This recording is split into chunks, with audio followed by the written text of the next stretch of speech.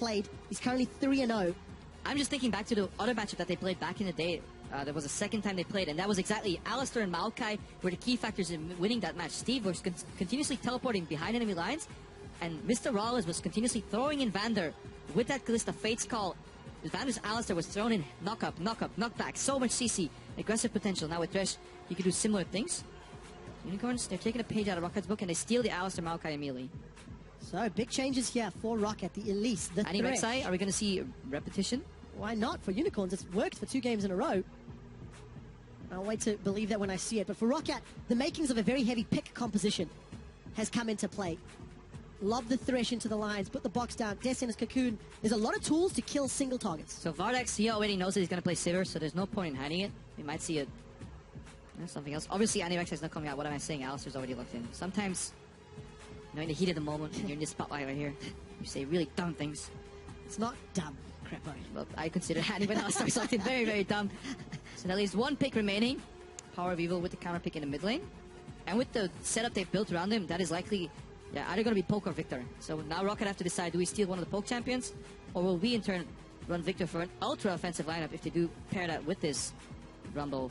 No tanks, just hard engage, win lane, win game type of approach, which might be, honestly, what they need. And if memory serves, Jankos actually built Cinder Hulk Elise in game 1 when he ran it with that very, very offensive team. It is going to be a Rumble and a Corki. So is this Corki mid for Nuke Duck? How does Unicorns then respond? It's a very aggressive laner. I feel like it has more offensive potential. 1 to 6 kind of just spikes earlier. Scales worse because obviously Varus is an 80 carry in the mid lane that pokes, but he scales throughout the entire game because all his poke damage is 80 based. And obviously he's an 80 carry, so that is also 80 based, so he can build pure 80 items. Corki's poke is AP, or magic damage rather, so he scales in different aspects and he kind of falls off later in the game.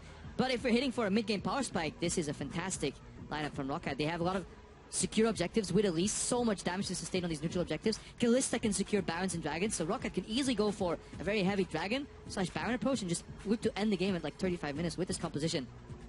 If it happens, it'll be the first time we've seen it from Roccat because they're not particularly well known for their early to mid-game dominance. Problem is they're running into an incredibly good... This screams like China to me. When you watch LPL, and you can just imagine these two teams fighting 5v5 bloodbaths around every single dragon. You know, the zoning control around objectives from Sivir and Victor, alleviated with some more offensive pressure from Alistar and Maokai in terms of crowd control. Rek'Sai, so much crowd control effects. These teams could just literally run into each other like that scene from Braveheart, but instead of stopping in the middle and saying hello to each other, they'll keep running and just start hammering on each other.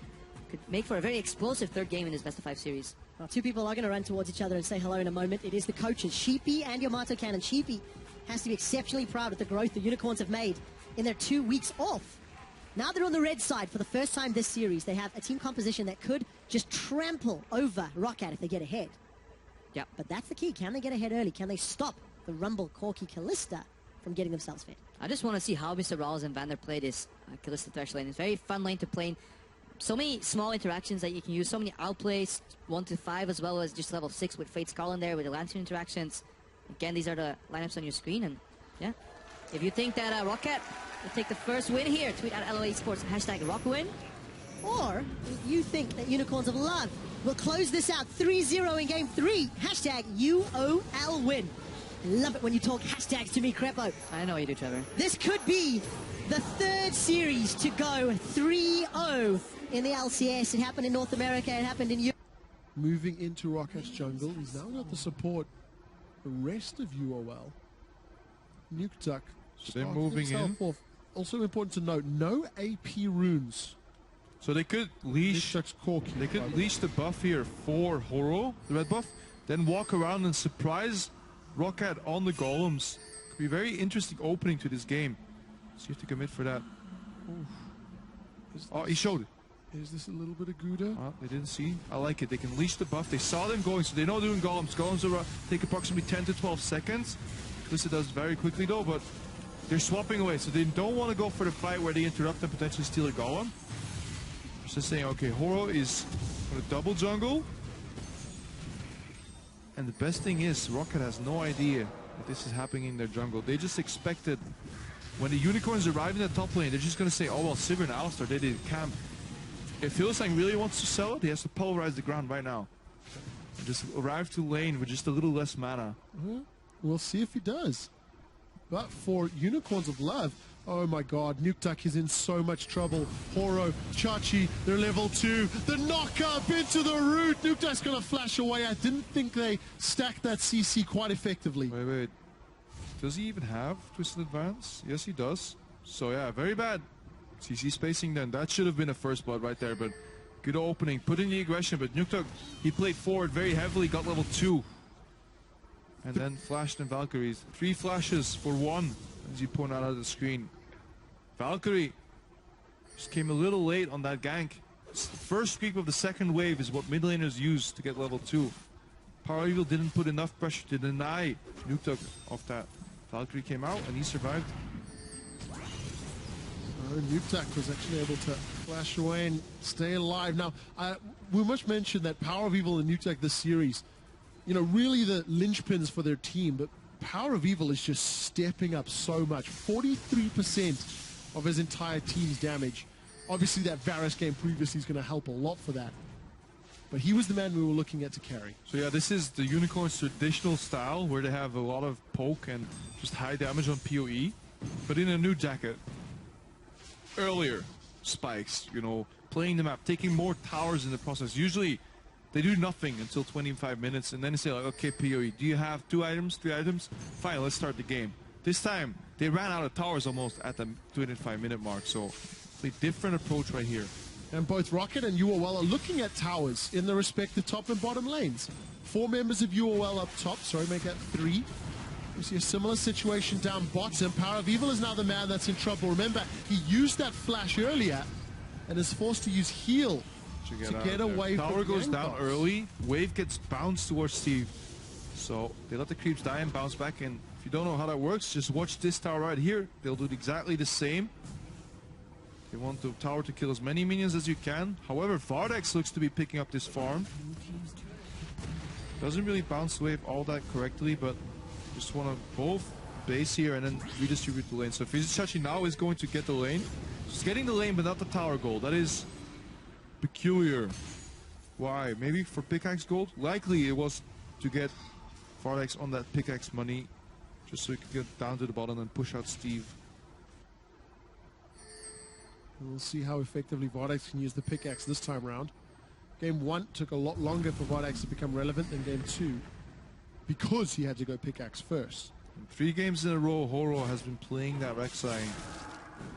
Very necessary pick to just maintain that vision control and that map control for the Unicorns. They swapped Wallace to the top lane, 1 tower down. Alright, keep him getting levels. Get that Fate's Call. And the problem is Chachi can't go into that lane right now because he'll just get annihilated. Thresh and Kalista can just completely screw you over if you're a top laner and walking into that lane. So I want to just quickly revisit Nukeduck in this middle lane, Crepo, because as we mentioned, he's not started with any AP runes. He's picked up a longsword already. If memory serves, I believe High actually played a regular AD Triforce Corki mid lane. Now, mid laners have traditionally been very, very strong. Like 80 carry mid laners have just been very, very strong. Back in the day, you would play Kassadin, or you play Caitlyn into Kassadin, just completely win that lane, have a lot of control because they trade so well 1v1. Most of them have a gap closer built in. They excel at just punishing you in these short lanes because they just do so much damage with auto attacks. The Corki adaptation that we used to see was just standard 80 Corki with a Ludens for the poke. Perhaps we'll see that. Jankos right now, he's making his way. Clears the tunnel though, so if Power Evil's paying attention to the map, he could have seen that. He manages to get away closely enough. But Crepo, I feel like we're going way back in time to 4v0 days with a modification in this matchup. This is what we've seen throughout the entire season, just a slightly modified version because of how slow the early game was, but it is group up, 3 men on the tower, push it out, bounce it back to your top laner, reverse and see what happens. People choose to do the same thing, you mirror it. If not, you have these 1v2 scenarios going out. Very different approach than what LCK does. They like just sharing a lot of experience towards the top laner, sending him out and just denying that wave bounce and pushing it in all the way. Marin is exceptional at doing that. Right now, Unicorns, because of the switch, they find themselves on the bottom side of the map with more members. Getting that early dragon denying an objective potential aspect from Roccat already. Good early start. Also a divergence from the rest of the series. They lose some gold though. Down 600 gold. That was picked up there by UOL, so they get a small advantage. And the CS differences panning out just a little stronger for Roccat. A lot of it in Jankos' hands. He's been power farming very effectively. Yeah, yet again, the one thing that kind of ruins it for Vardex in the lane swap is that he doesn't get a BF sword on first back. And if you have to play pickaxe into a Cutlass build, you lose out because Cutlass is kind of weak into a BF sword early because just the stat differential. Pickaxe kind of gets annihilated. There's too much sustain. You have too little 80 damage for all in. So Rawls, he's comfortably farming his way. Steve says he doesn't need boots, all he needs is penetration. Haunting guy is finished up. In these matchups, traditionally where you have a lot of lane swapping, the dust settles and everybody finds himself in their normal lanes. Top laners are obviously behind the curve compared to the rest of the team. And then we have to see how far behind each other they are. How does the matchup play out? Wave control, incredibly important. Death sentence from Vander does not connect, and this is the dust settling. Vardex and Hillisang now in the bottom lane. Hilly's already got those Moby boots picked up. Early Sightstone for Vander, so as expected, but a lot of wards for UOL in the bottom lane. Steve can freeze this lane on the top lane. Jankos is backing him up. He's going to hand off the blue buff very soon to his mid laner. Nuke on Corki right here. So now Chachi is stuck. He can't really push in that wave. So a lot of farm going towards Steve. And because Roccat was pressuring earlier, a minute ago they were pressuring tier 2 tower on bot lane, there's no cross-map potential for Unicorns of Love. So this situation, all in all, is very good for Roccat. They now control the pace of the game. They can choose to keep that lane frozen in the top lane, just get Steve very fed, or push it out slowly and use that momentum to go somewhere else. You obviously have Nutuk in the middle, and you will never push in the Corki.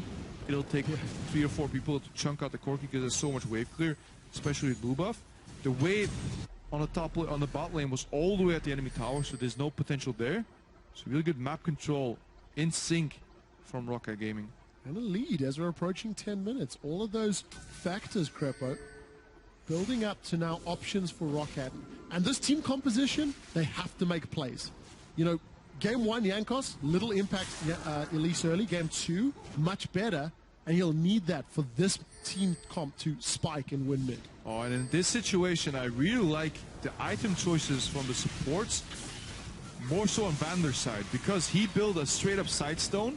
He can now move in together with Jankos. So look at that ward. Outside of normal sweeper range, can move in for some more deep wards later. He just swept the one and only ward that Hillisang had, which was a Trinket ward, because Hillisang went for the early mobility boots, but it'll be incredibly hard for him to roam because Steve is protected with wards, Nukeduck is nigh unkillable, and Vander has enough wards around him to force Hillisang into a laning situation, and Moby boots are useless in lane.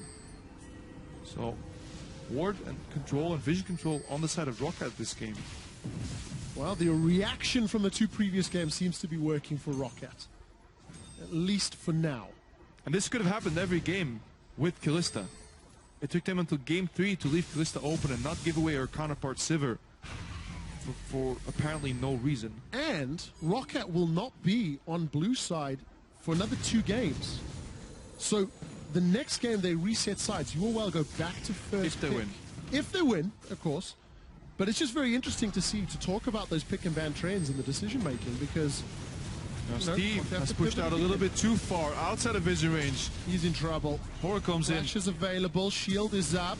There's a sapling. It's going to chase for the touchdown. There was no vision. And this is the problem. Roccat was doing the right move and had all the control of the map. You can only take it so far. Eventually, you're going to run out of room to play with perfect vision. And then, because actually, this was an even bigger mistake from Steve because look at all the deep wards we have here. 1, 2, 3 in this area. So we have absolute 100% guarantee that Horo is not in the bot side of the map.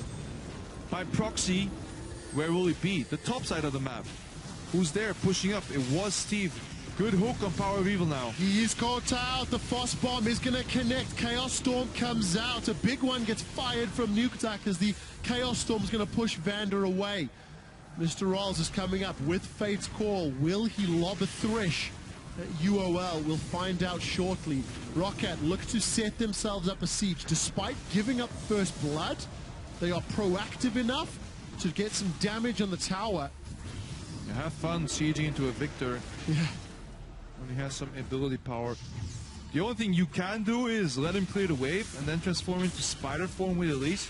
You spawn 2 spiderlings, they do take tower aggro. That was how SKT took that infamous 3 towers and an inhibitor run, because juggling the tower with Elise spiderlings, something they can approach, but generally it's not the wisest approach to group into Sivir and Victor. That's why Roccat is basing right now. But the map has been reset, the gold has been evened out, and Roccat had lost some momentum. They have indeed, and against all of the wave clear of that Victor the Sivir, Roccat will need to be very intelligent on how they transition between towers and how they transition between objectives. At 12 minutes, Dragon is 35 seconds away from spawning. This is, again, a sharp departure from the 2 previous games. We'll see if UOL want to try race for Aspect. Now, Jankos is playing this early game aggressive jungler on Elise, but this time he does pick up a Sightstone because he didn't get any ganks off. He can't snowball in that damage department. In that sense, I feel the Rek'Sai pick from Horo has been paying off more for Unicorns of Love. He now also has a Sightstone. He's going around. This game is developing in a slower vision type of based game, and that's what we were expecting coming into this series. But for UOL, they surprised a lot of us with their map play and their decision making. See, Nukeduck has picked up the Phage, has been sitting on the Sheen for a little while, so he'll have 2 components of that Triforce for a potential team fight. There is also that pink ward that spotted Mr. Rolls a little while ago in the bottom half of the map. So UOL will have some deep vision, but UOL are nowhere near this objective, so Roccat should get it unsecured, even more so with Horo up top. So they're looking, they're baiting Steven. They know that they can't really win this fight based on the position of the lanes. So I like it when teams simply concede a dragon. I hate it when teams go sightseeing. They group around the dragon. They're like, oh, you guys are taking it? Can I have a look? They just stand there watching for a while. Oh, okay, you guys got the dragon. We got the timer, even though it's global anyways. Power of Evil. Cool. Hillsang furiously stomps the ground. Says no. We have to get back on that point. I like it. Unicorns of Love were trying to cross map. They had a Horo hiding in the top lane. CC chain with Chachi trying to get Steve. Steve learned from his previous mistakes. He didn't overextend again. So clean dragon from Roccat. Yeah. Tower defense is on. Death Ray comes out from Power of Evil. Got Hillsang nearby if any counter engage needs to happen. And Roccat, half-hearted attempt. Yeah, if Power of Evil didn't know how to stop sieges with Victor, he must have learned last game. It's a complete mirror. Gravity field goes down. Minions freeze in time in front of the tower, take some hits, then the laser comes out. Incredibly easy wave clear, so another opening will be needed. Pardex is jungling. He's a little low on resources though, so we might see Fate's Call being used here. Nukeduck does seem to be pushing back into the lane as Power of Evil is responding. There's a lot of vision in this half of the map, both for UOL and Roccat. Yep. And I think that's why Rolls and Vander is pushing up so heavily. They have the control of that side of the map, and that's something we haven't really seen from Roccat in the last few games. They picked Kog'Maw twice, and they got pushed in. Right now they pick Gillis, and they're pushing in. You see how that translates in terms of pressure, what the opportunities are for the different members of your team. Having winning lane matchups is incredibly important for the mid to early game, because more members have to defend bot lane. This leaves mid lane exposed. However, Chachi's going in. Oh, Chachi's going to avoid the death sentence by going for the twisted advance. Mr. Rolls gets bounced around before he gets bopped on the head and taken down. Steve follows suit. Chachi is going to flash away defensively. Equalizer did not do a whole lot, and UOL extend the kill lead. Rawless died with flash up against the Maokai. Uncharacteristic mistake from this very position reliant AD carry. Always complimented on how well he positions in fights. And yeah, Roccat lose too. 1,000 gold lead for Unicorns. No dragon to really capitalize upon. Some damage on the tower. But it just opens up for Hillsang to move in with the remaining ward he had and place it around Raptors. Just get control of the match. I'm nervous for Roccat because of all 3 kills, Chachi's been involved in all of them.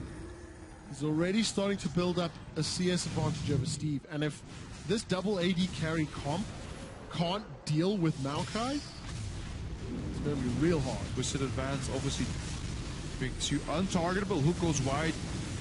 Hillsang pops R. Breaks the CC chain. The Little's chain and then from Thresh. Follows up the combo. Pretty clean, pretty easy gank almost. I feel like this is quite predictable and perhaps it would have been wiser for Rawls to use his flash. However, 3-0 for Unicorns of Love. Teleport advantage is on Chachi as well, and that's something we have to look for because Roccat as a team are incredibly good at using those teleports, even though last game they didn't really have home guards. So Chachi is going to take that approach. So Unicorns now turning the tension onto Roccat. They are the ones trying to set up the siege. You can see Horo positioning with the Tremor Sense, and there's some wards for additional vision. Yeah, they're going for this pincer move where you want to force people to defend them wave clear and then just straight up dive them. However, against the Thresh with Fate's Call available and just the raw amount of wave clear, you'll be taking so many tower shots in doing so. It is not the wisest of approaches. Unicorns realize that, I feel. They've decided to back away and just keep pushing out the waves. Vardex going to have a very big minion wave down bottom. Chachi's going to catch that wave up top. But look at the tower in mid here for UOL. It's very, very low. A light breeze could knock that over. Light breeze can knock it over indeed. I'm just looking at Jankos right now and what he has accomplished with Elise in these games. Game 1 was lackluster. Game 2 was a good start.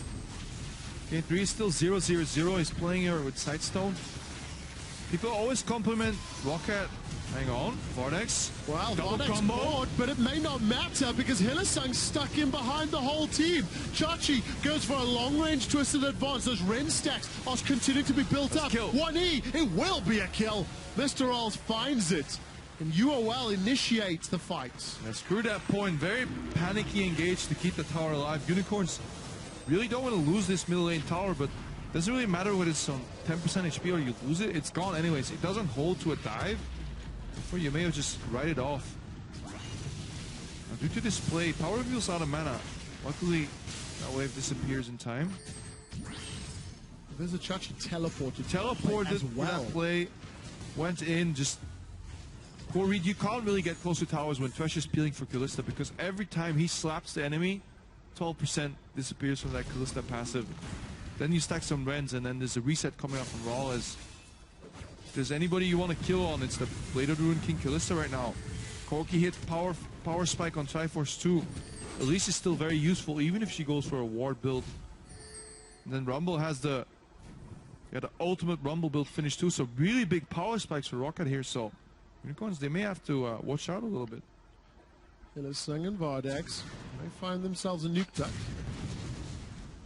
It's not going to do a whole lot, but does have a bit of damage to play around with. So Roccat maintain an even gold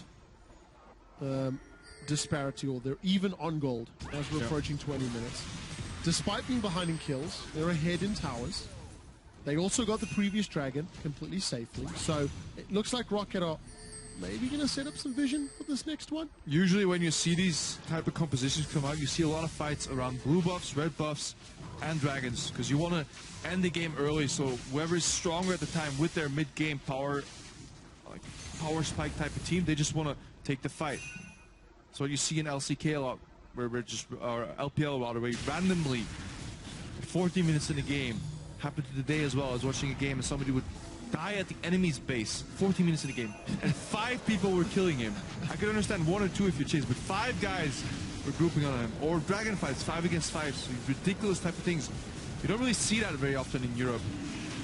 People like to yield their dragons a lot more, which makes me so eager to look forward to Worlds, because we'll have to see which style comes out on top, you know, the relentless aggression of grouping on objectives, or the more passive approach of yielding objectives. MSI showed us the aggressive approach can be very effective.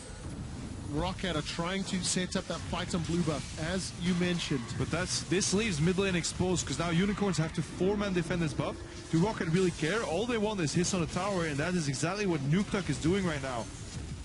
Yes, you get the blue buff. What do you use the blue buff for? To wave clear waves, but where do you need to do that? At the tower, where it's already too late, took some damage. Nukeduck He could use a blue buff. He's out of mana. Death Sentence catches on Hylissang. Breaker Ball's out. This may be another forced engage. Fate Horo Skull is still available. did not get the knockup. Horo gets caught by the box. Now he's going to be the sacrificial lamb. Rend will secure a kill there by Mr. Rawls. But Jankos and Horo are both out. The fight continues. Death Sentence onto Power of Evil. Vanda showing up in what could be the life-saving game for Roccat. They once again grab the gold lead. Now let's see if they stick around for a siege. That's a very weird fight coming out from these teams here. In the end, Roccat come out on top. Really, really good use of Fate's Call. Notice how Mr. Wallace didn't panic and immediately pulled Vander back to say, no, hold. We're fine, we're fine, we're fine. Okay, now use it aggressively instead. He knocked up Power of Evil, immediately hooked, and Pewee didn't find the time to flash. Or his flash maybe has just been on cooldown. Not quite sure there, but wait for drops and pick off by Roccat. Now 1,000 gold in the lead. They do need to defend this outer tower. A little bit of a half-hearted siege though from UOL. They're just going to push the cannon minion into range before backing off. And you know, UOL have done a good job of farming. Their top lane in AD carries ahead. However, Jankos has just been surging way ahead of Horo in the jungle. Picked up an Aegis now. Yeah, really good build there. Aegis on Elise. Jankos seems to favor still the very, very tank-heavy Elise. Actually didn't remember to track what he was maxing second. We're just going to have a look right now. He is maxing his E last, so 5 points in Q, 3 in W for Jankos right now. Relying on his base damage and just the buff duration of that cocoon. Level 1 should be enough for him. He says Nuktuk has his power spike. He's not going for Triforce Ludens. As previously seen, he's going for just a BT right there. So Corki in that sense scales poorly because every additional item after a Triforce just doesn't do very much for Corki. He's building in too many directions, especially since his ultimate doesn't really scale that well off his items, unlike, you know, Varus, where obviously not the ultimate, but the piercing arrow Q scales so well in the poke department of AD damage. We'll see if Nuktuk can make it work. 3 assists, all 3 of his team's kills. You somewhat expect that on that poke from that missile barrage. And he's actually chunking Hylissang quite heavily already. Bardax, third game on Sivir, he's 2-0-1. He's doing a lot better than many critics, including myself, expected from him. So he had a better impact last game with that final flank on Sivir, really sealed the deal. Oh, but he eats a cocoon, cost a curse. The rocket comes out. I'm done, just Sivir. goes wide. But I talk him down. He flanks a victor with Sivir. But now he eats a cocoon, doesn't spell shield. He gets caught. What goes up must come down. Jankos Lantern, gravity field. He's going to get stunned. The Chaos Storm will get the kill. Chachi's looking for the twisted advance. I don't know if he's going to find it. He actually flashed in for that one. Equalizer comes out from Steve defensively. That's going to force Power of Evil back. Visit Chachi. He's staying alive a few hits longer, but it won't be enough. The tower is so low as well. A really good hopping and skipping from Rawless there, but that gravity field stopping the Lantern. It's very interesting interaction. I don't think I've ever seen that before. TIL. Today I learned. We have Varnix. As we are praising him for his 2-0-1 score, he simply turns that into a 2-1-1 score. Yeah. It's cocoon and blown up immediately, and that's what it takes. One cocoon is enough to set up the damage potential from Roccat. And the thing is, that cocoon led to kills, a tower, and a 3,000 gold lead. Bardax goes down. A bunch of flashes have been used, and now Horo's out of position. Gonna have to tunnel away, but you can see the strength of Corki. Yeah, this mid game is definitely tilting towards Roccat. Unicorns on the back foot for the first time this series. They're playing from behind in the mid game. They're no longer having that massive tower and map and vision lead that they're so used to having. So let's see if they practice this as well with Horo as their new jungler. This is the first time we've seen Roccat show up early on in this series. We've seen growth from the Unicorns of Love in terms of their shot calling and their decision making. And that's going to get put to the test now they're behind. A sign of a truly great team a team that can win when you're behind.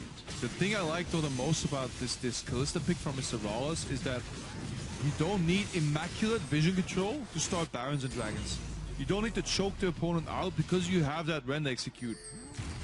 Unless there's this crazy combination of damage, which I don't see Unicorns having, unless they sync Victor damage with Smite from Rek'Sai, the Smite plus execute from Rend is just simply too much to deal with. This will force Unicorns into very predictable behavior. They either stop you before Baron reaches 2.5k, or they know it's gone. And this just definitely plays so well into Rocket's favor. So much pressure coming out from that AD carry pick. Compare that to last game when they had a Kog'Maw. So little pressure until, yeah, he gets late game. Yeah, he has a lot of damage, but he's slow. He's fighting at the outskirts of the map. He's not really jumping in. So you see how Rawless was jumping in front of 4 people? Jumping forward continuously. He couldn't do that last game. However, he may find himself picked off. Power Eagle said, this is the line. Don't cross it, Mr. Rawless. Okay. You're safe there. I'm safe here. There's a river here. Divides the map. However, Vander, Fate's Call is available. Call is used. Steve's teleporting in. Knockup is going to get used onto Chachi. Equalizer is not the greatest, but Chachi will give up his life. 3 members of UOL are grouped up, but the damage from Roccat is simply too high. Hylissang's in the middle of the team. The hook connects. Power of Evil's down. 3 members of UOL are out, and a defensive flash to avoid the 4th. Yeah, if the Unicorns don't have the map open to themselves, they find themselves trapped in these narrow corridors, and then fantastic TP and equalizer from Steve. Good Fate's Call again. Hold it long enough to bait them in to believe that, hey, perhaps it's on cooldown, perhaps Rawless is sleeping. No, pull out, back in, knock up into hook. Vander again, fantastic. Now Horo, he knows he can't steal this because what we talked about earlier. Rend execute. And Roccat right now, 6,600 gold in the lead. Baron buff available. They should be able to take the game with this. Watch this again. This is an engage from Chachi on Thresh. They should never do this because Fate's Call is always available. Just keep your eyes when the passive get popped. When Vander does his 1 auto on Chachi plus Rend execute, he goes from 40% HP to absolutely 0. Now PoE enters the fight, but he can't deal with Nuke Tuck. And look, they're bunching up against Corki Rockets. The hook comes out. It's so easy to land skill shots when the 3 people on like 1 square teamo. Just can't miss.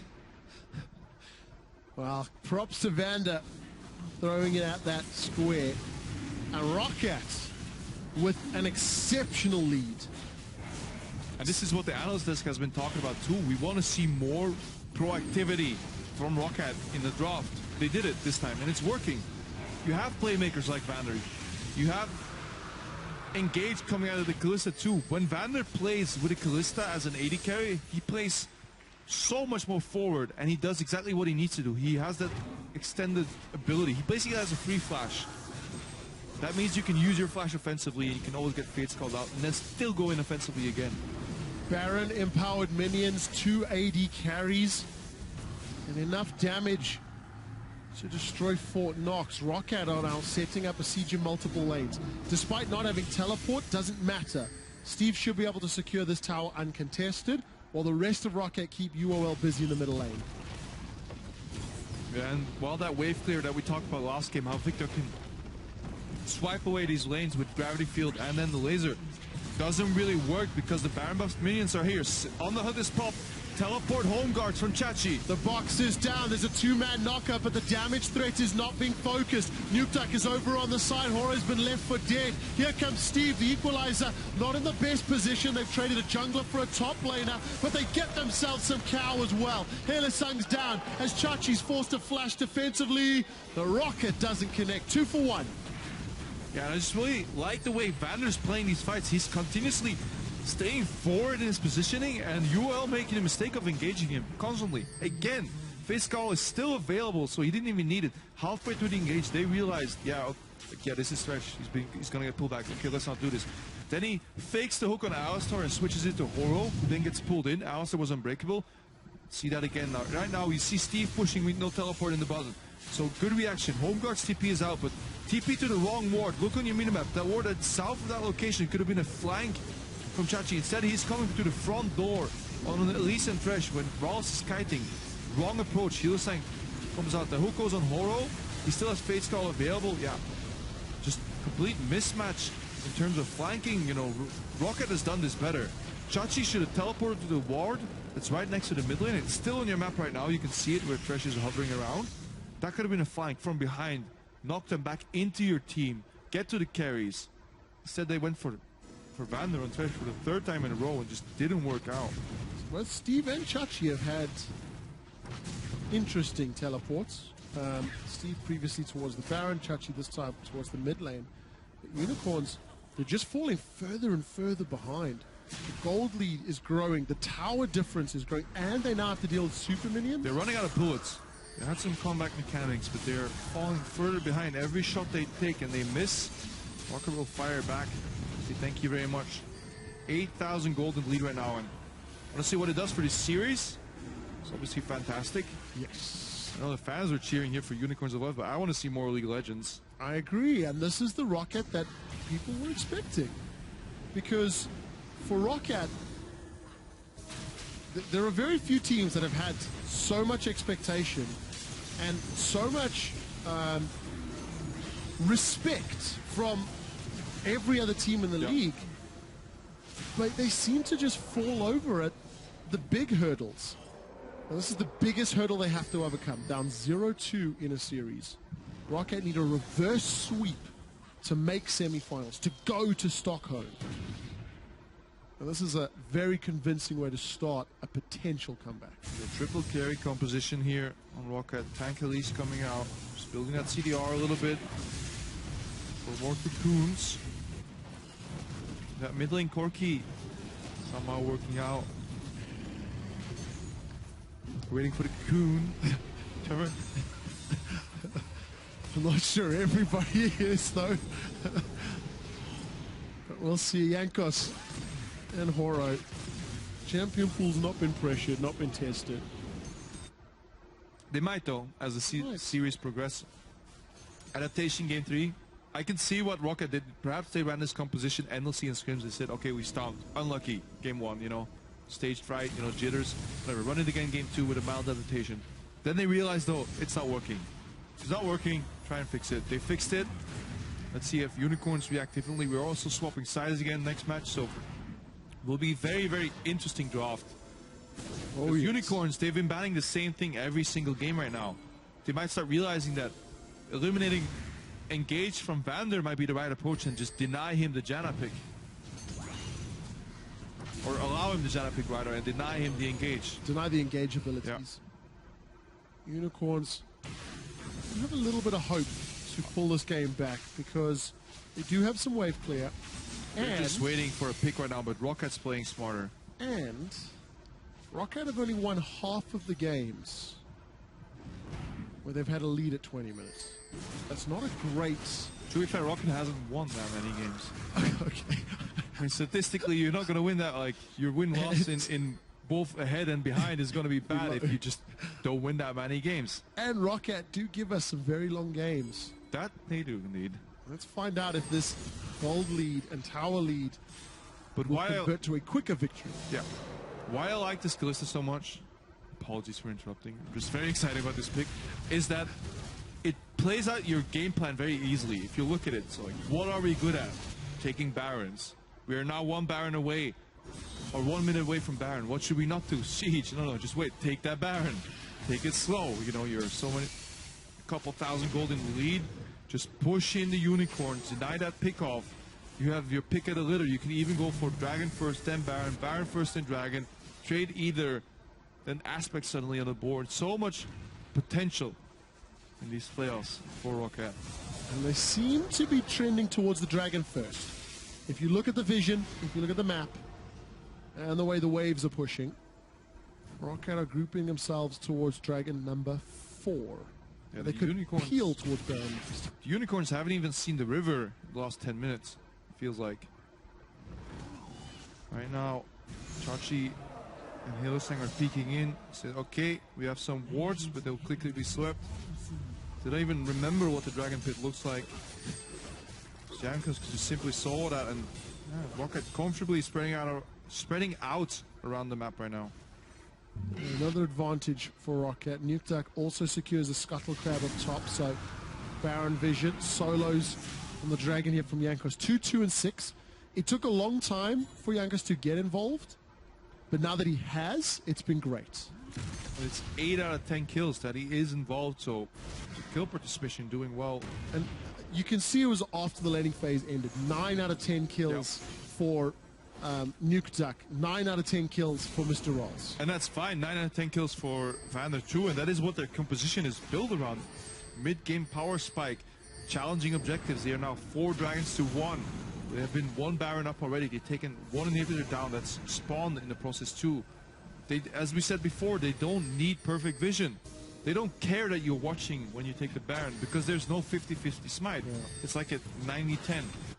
If you execute within Ren range and you don't panic, you will get that Baron. Roccat now decide to use the split pushing Steve in the bottom lane, group themselves up in middle, invested a lot of vision in the bottom half of the map. UOL are just scrambling to take what they can. And this makes it so that Chachi has to defend Steve. He can no longer sit in the fountain with home guards TP ready. He has to move around the map, so he is a variable accounted for. Doesn't speed up with the teleport either, so less flanking potential in that regard. And of course, less wards behind Roccat, so Unicorns will be hard pressed. Baron has been started, not perfect vision, but enough to see and engage. There's a ward in the pit. There's a ward in the pit. Listen, do it so quick. UOL are going to give it up. While Horror's going to go down, forced to flash away actually. Didn't even invest the teleport from Steve or Chachi. No, it's just uncontestable, and Unicorns know that it is unlikely. Like, Horror is a smart player, right? So he knows how unlikely it is that he will get that Baron. The fact that he goes for that move and knows that it'll cost him his flash, he says, oh, at this point, we have to try. So, desperate times for the Unicorns of Love. Yesterday, when we got to game 3, Fisher started talking about how if you're a team that is behind, you start looking ahead, start talking what the next steps are. For UOL, this is now going to force us into potentially a 4th game if Roccat can close.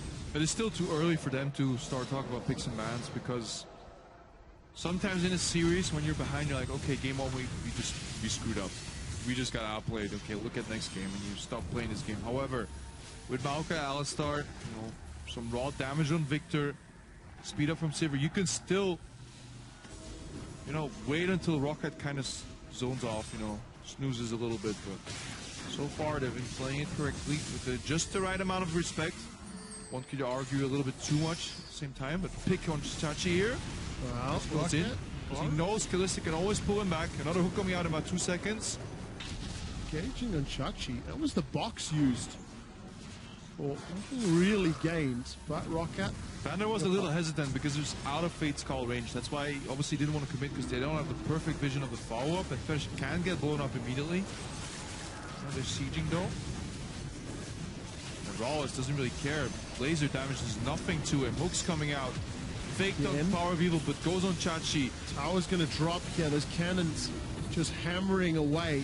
Keep your eyes on Vander. He's reading these fights perfectly. Cocoon goes on PoE. But because it expires, he positions himself in such a manner, says, okay, PoE, I'm coming for you. Nope, going for Chachi. And you will do that every time. Every time you threaten a carry, his support or his top laner will move up and try and peel. That is an easy grab to do that. You can pull him into the box, flay him backwards, and deal with him that way. Roccat successfully siege the last inner turret. They have an exposed inhibitor in the mid lane. They've got top and bottom towers to knock down if they so desire. Infinity Edge picked up for Nuke Corki. A lot of damage on this triple carry threat. A large gold lead.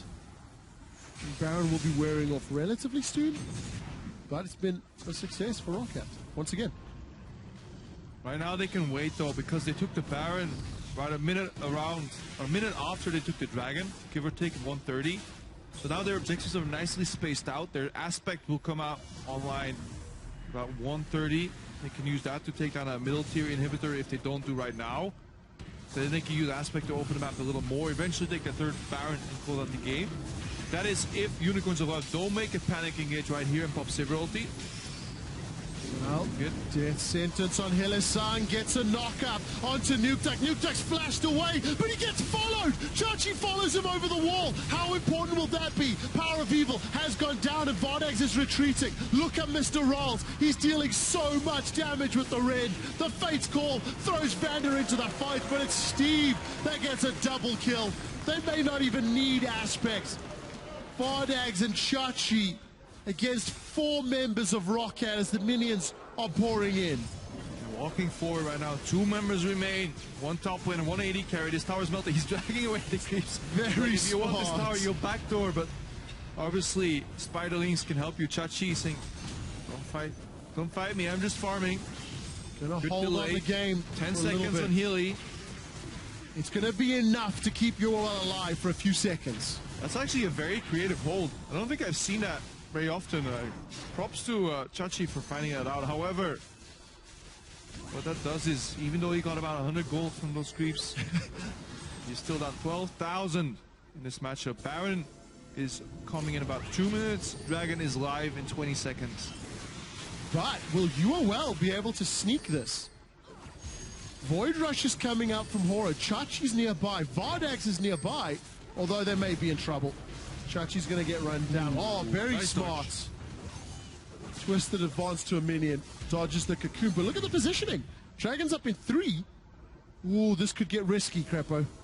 They have to. Unicorns have to commit for this fight. And how badly do Roccat want aspect? Look at Steve's teleport. He's gone to the tower, Home not guards. to the jungle.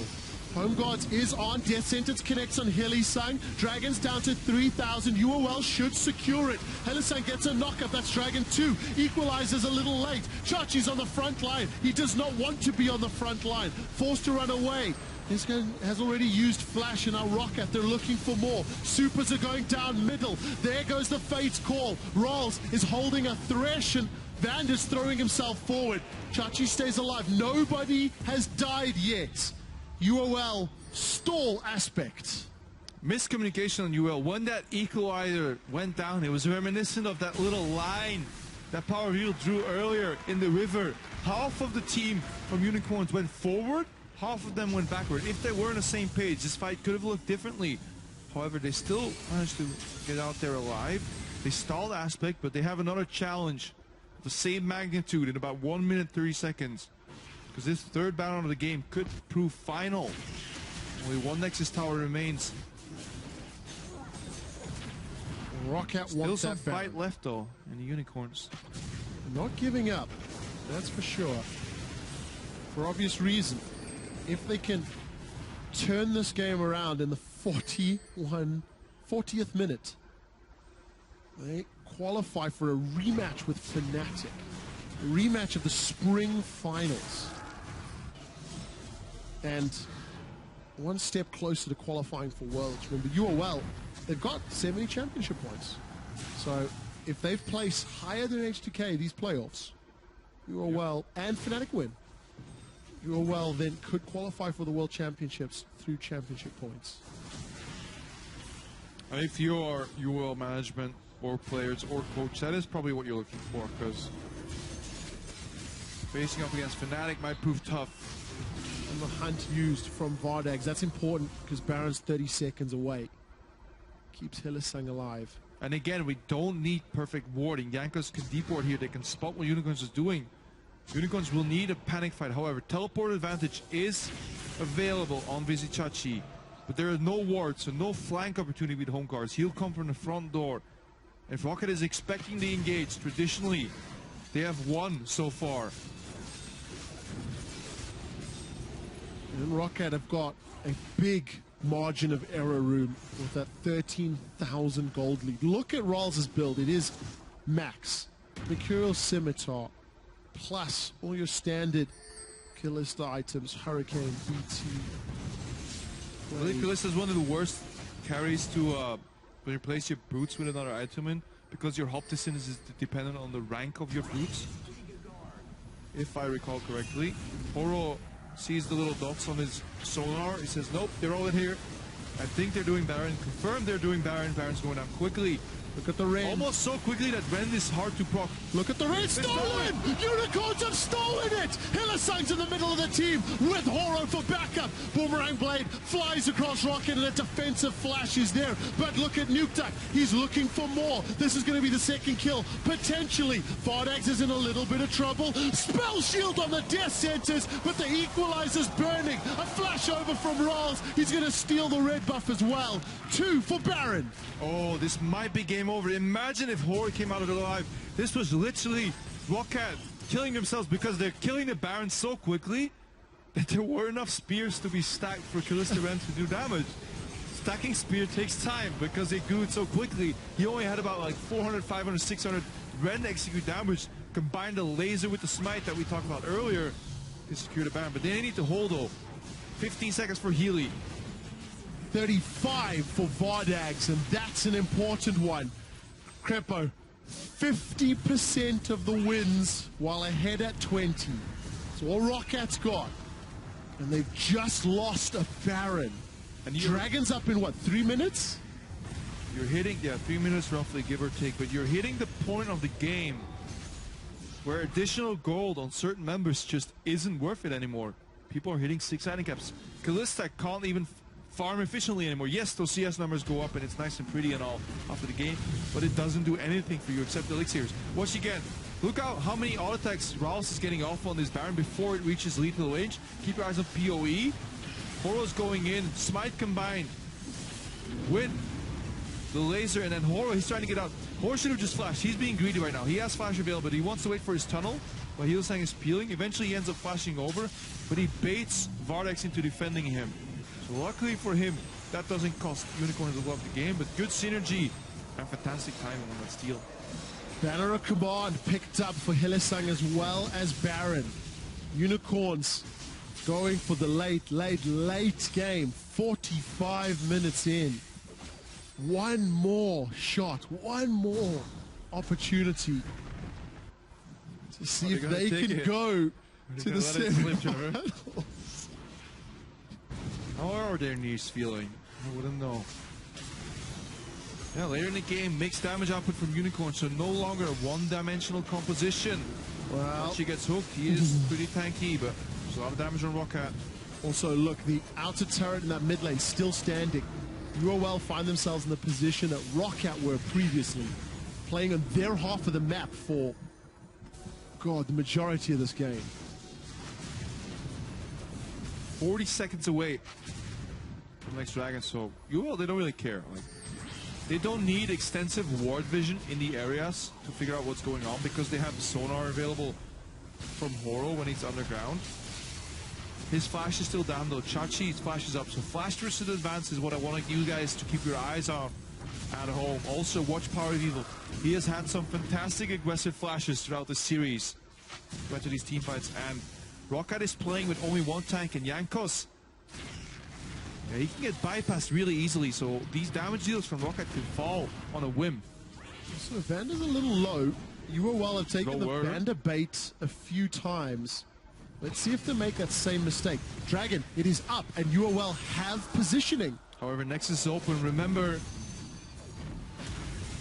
this is how I've seen this in NALCS Team before. Liquid beats it. Power of Evil's down. This could be game. This could be game. There's recalls coming up from UOL. Roccat, they're pushing in.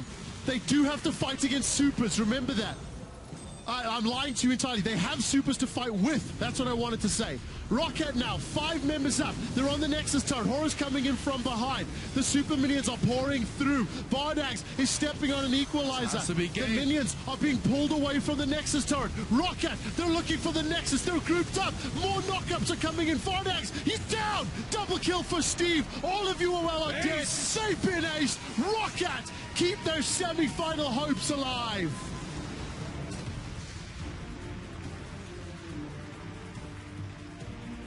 They got cursed going for that 5th Dragon. Same way Team Liquid took them down. And the LCS. Yeah, when you go for Dragon, you leave your mid lane exposed. Earlier in the game, that means tier 1. Later in the game, that means tier 2. At the end of the game, that means your Nexus. Your Nexus falls. It doesn't matter how many Dragons you have. Good read by Roccat. Didn't panic. Vander got poked. They could have panicked and went in for that 5th dragon and tunnel visioned and just like, okay, we need it, we need it, we need it. Why do we need it? To win the game. How do we win the game? Kill the Nexus. Well, let's go straight to step 3, kill the damn Nexus. Fantastic opening by Roccat, and resilient, aggressive game, and this is what I was waiting for. I'm glad it happened. We're on to game 4. We are on to game 4, and this is the first time that Roccat stepped up this series. They played aggressively, they used the map, they moved between objectives. They banned smart, finally. And Kalista was the key to that. Their red side next time.